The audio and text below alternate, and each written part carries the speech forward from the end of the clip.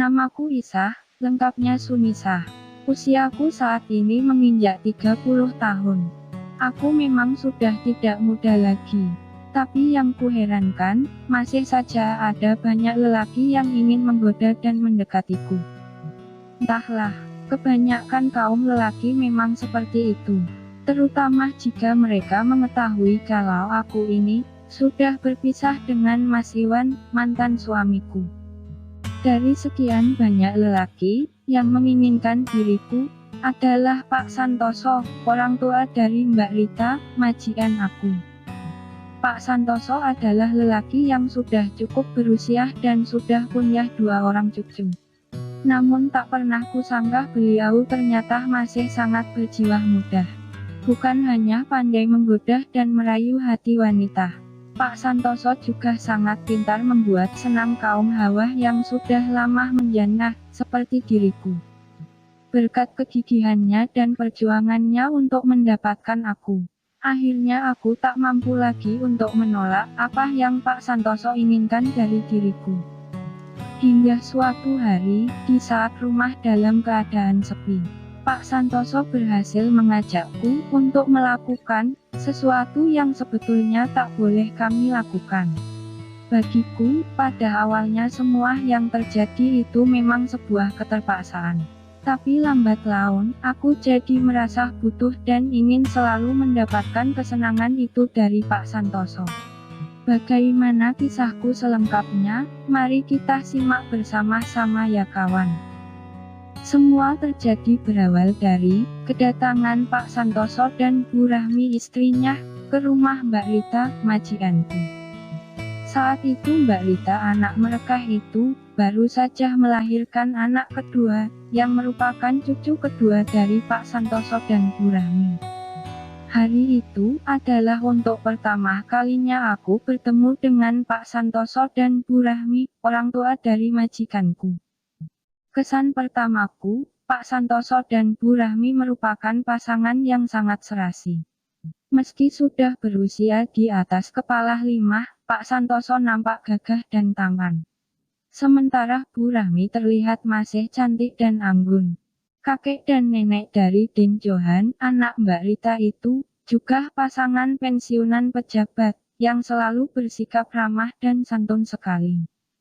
Bahkan, aku yang bekerja sebagai pembantu pun dihargainya, dan dianggap seperti anaknya sendiri. Aku sudah setahun lebih bekerja di rumahnya Mas Denny dan Mbak Rita. Sejak Den Johan anak pertama mereka lahir dan masih bayi, akulah yang merawatnya. Sebab Mas Denny dan Mbak Rita bekerja sebagai PNS, yang harus masuk kerja pagi hari, dan pulangnya sore, dan bisa juga sampai malam hari. Karena adiknya Den Johan lahir, Pak Santoso dan Bu Rahmi jauh-jauh datang untuk menengok cucu mereka itu. Untuk seminggu lamanya, mereka berada di rumah majikanku. Setiap malam, suasana rumah jadi lebih ramai dengan kehadiran Pak Santoso dan Bu Rahmi. Selalu saja, Mas Denny dan Mbak Rita menghabiskan waktu untuk bercengkramah dan ngobrol dengan orang tua Mbak Rita.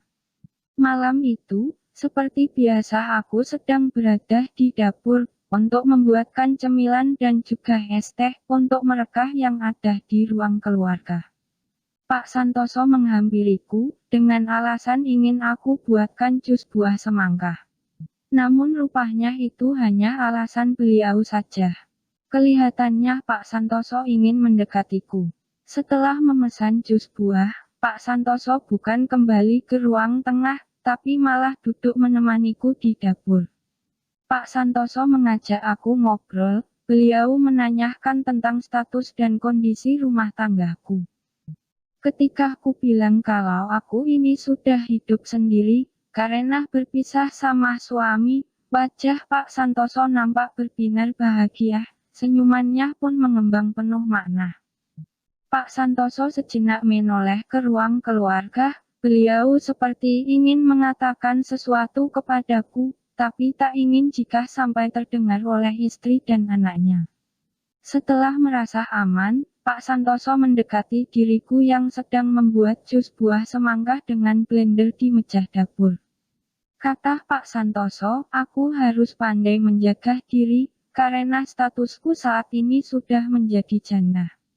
Beliau juga menanyakan, apakah selama ini Mas Denny suaminya Mbak Rita nggak pernah melakukan yang macem-macem padaku. Aku jawab, nggak pernah Pak. Mas Denny suami yang setia sama Mbak Rita. Lagi pula, mana mungkin Mas Denny tertarik dan mau melakukan yang aneh-aneh terhadap diriku. Aku kan jelek dan kuman bekerja sebagai pembantu rumah tangga. Pak Santoso malah bilang, untung saja aku dapat majikan yang baik. Kalau tidak, bisa saja terjadi masalah jika majikan suka dan melakukan yang bukan-bukan kepada pembantu seperti aku. Sebab kata beliau, aku ini lumayan cantik. Badanku juga masih sangat bagus dan bisa membuat mata lelaki jadi melirik. Aku jadi merasa tersanjung dan salah tingkah dipuji oleh Pak Santoso. Apalagi Pak Santoso itu orangnya humoris, membuat siapa saja pasti cepat akrab dan betah kalau ngobrol bersamanya. Suara mesin blender masih menyala ketika aku membuatkan jus buah semangka untuk Pak Santoso. Kami yakin suara blender itu akan membuat suara obrolan kami di dapur tak sampai terdengar ke ruang keluarga. Karena obrolannya asyik dan menarik, aku jadi nggak sadar kalau sebenarnya Pak Santoso sedang memancingku, dengan pertanyaan yang banyak mengandung umpan darinya. Pak Santoso mulai bertanya padaku, apa selama ini aku nggak pernah merindukan mantan suamiku. Dan, sudah berapa lama aku hidup sendirian menjadi seorang janda. Ku jawab dengan jujur dan lugu, kalau aku sudah hampir 3 tahun sendiri, dan jujur juga aku seringkali masih merasa kangen dan rindu pada mantan suamiku. Lalu Pak Santoso bertanya lagi padaku, apa yang kulakukan untuk mengusir rasa rinduku, jika aku sedang ingat kenangan manis bersama mantan suamiku. Kali ini aku terdiam, aku bingung untuk menjawabnya. Aku juga merasa malu jika harus jujur pada Pak Santoso. Aku mencoba fokus membuat jus semangka dengan blender, saat itulah Pak Santoso melangkah mendekatiku. Agak terkejut juga, ketika Pak Santoso seketika sudah berada di belakangku. Pak Santoso tersenyum, lalu membisikkan sesuatu ke telingaku. Beliau bilang, bisa menebak apa saja yang kulakukan untuk mengusir rasa rinduku. Kata Pak Santoso, perasaan kangen dan rindu adalah hal yang lumrah dan biasa. Jadi aku nggak perlu malu untuk menceritakan kepadanya. Mendengar ucapannya, aku jelas saja tambah salah tingkah dibuatnya. Jus buah semangkanya sudah jadi Pak. Mau diminum sekarang apa mau Isah bawakan ke ruang keluarga? Tanyaku. Nanti saja, Isah temenin aku ngobrol dulu saja di sini sebentar. Jawab Pak Santoso, sembari menarik tanganku. Aku jadi seperti kerbau yang dicucuk hidungnya, dan menuruti saja saat Pak Santoso menuntunku. Pak Santoso kembali menengok ke arah ruang keluarga. Di sana Bu Rahmi bersama Mas Denny dan Mbak Rita nampak masih ngobrol dan bercanda sambil nonton sinetron di televisi. Setelah merasa semuanya aman, Pak Santoso kemudian melakukan sesuatu yang tak pernah kuduga. Tangannya menuntun tanganku, melingkar kepadanya. Lalu dengan lembut, Pak Santoso mengecup bibirku. Aku sempat terbawa suasana, dan menyambut Pak Santoso. Namun seketika, aku tersadar bahwa hal itu salah. Pak, jangan diteruskan. Isah khawatir ketahuan Bu Rahmi dan Mbak Rita, kataku. Iya Isah, untuk sementara cukup. Tapi besok kita lanjutkan lagi obrolannya ya, balas Pak Santoso. Ya sudah, sekarang kamu bawa es teh dan cemilannya ke depan, biar nggak ada yang curiga sama kita Isah, lanjut Pak Santoso, sembari melemparkan senyum manisnya. Kejadian di malam itu, menjadi sebuah awal ceritaku bersama Pak Santoso. Pria yang usianya hampir sama dengan usia bapakku di kampung halaman, itu sudah mulai mengisi hatiku. Hampir setiap malam, Pak Santoso mencuri-curi waktu untuk bisa menghampiriku. Terutama saat aku sedang berada di dapur, sementara Bu Rahmi ada di ruang keluarga bersama Mas Denny dan Mbak Rita. Maklum, di ruang keluarga itu ada AC, sehingga Pak Santoso nggak bisa ngudut. Dengan beralasan mau ngudut di belakang, Pak Santoso berhasil membuat anak dan istrinya nggak menaruh curiga. Kalau sebenarnya beliau hanya ingin menemuiku yang ada di dapur. Aku sendiri selalu merasa berdebar, dan pikiranku melayang kemana-mana, kalau menyadari jika Pak Santoso sudah melangkah ke dapur.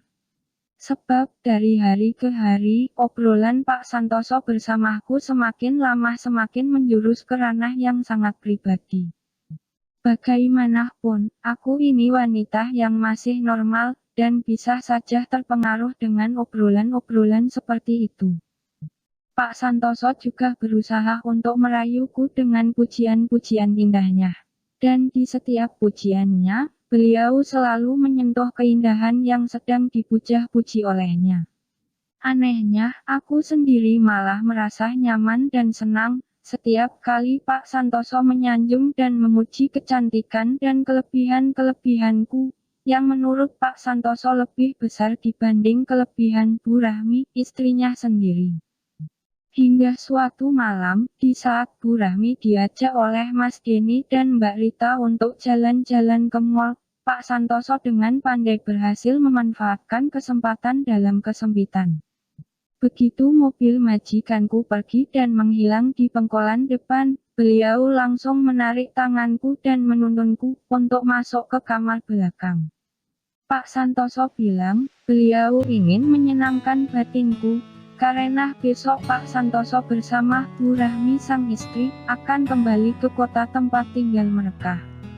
Kamu hayatin saja ya Hisa, supaya kita punya kenangan yang tak terlupakan. Aku sangat ingin membuatmu bahagia malam ini, kata Pak Santoso.